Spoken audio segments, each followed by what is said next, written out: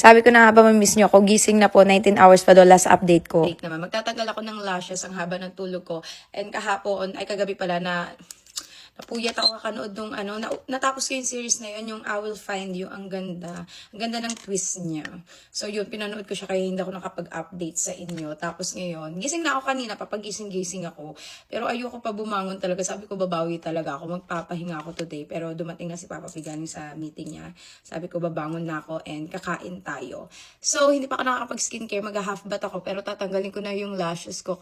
Kasi tingnan nyo, kulang-kulang na siya. Baka sa Bangkok na ako makapagpa-lashes kasi mag-i-impake ako later, o diba? Magpahinga lang talaga ako ng one day. Hindi ko nga alam kung makakapag 7-7 ako sa inyo kasi nga may flight kami and marami pa akong gagawin. Alam niyo naman ako talaga nagtatanggal ng lashes ko, o diba? Natanggal agad siya.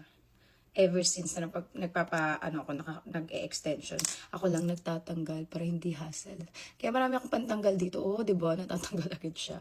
Gustong-gusto ko talaga to kasi easy siyang gamitin. In fairness dito, hindi siya talaga masakit. At saka, ayoko kasi magpatanggal kasi nga, magka-cluster na lang ako papunta doon. See? Natanggal. Nag-book din kasi ako ng dinner cruise na party-party dun sa Bangkok. Magdi-dinner cruise kami. Siguro sa na lang, ako nag-book sa birthday ng kaibigan ko kasi nga magbabangkok kami. So binook ko siya, nakalagay 4 na child. So inulit ko siya, buti na lang pwede i-cancel kasi may message ako ng company na 4 child po ba? Is this 4 child? Sabi ko no, and then chinek ko naka 4 child siya, kaya ayun, inulit ko ulit.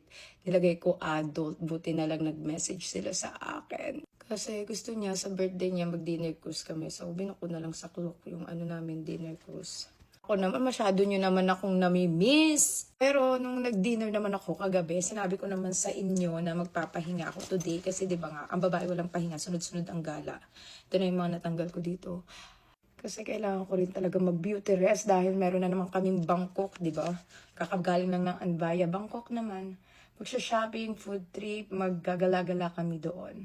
Kaya meron na naman tayong travel. I-update ko kayo ulit. Hindi man ako makapag 7-7 sale sa inyo. Babawi na lang ulit ako sa inyo pagka nasa Bangkok siguro ako.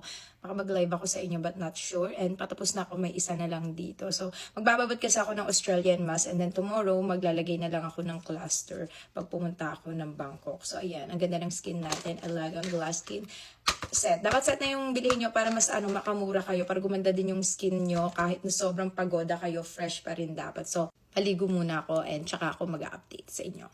Yan yung mga natanggal ko na eyelash.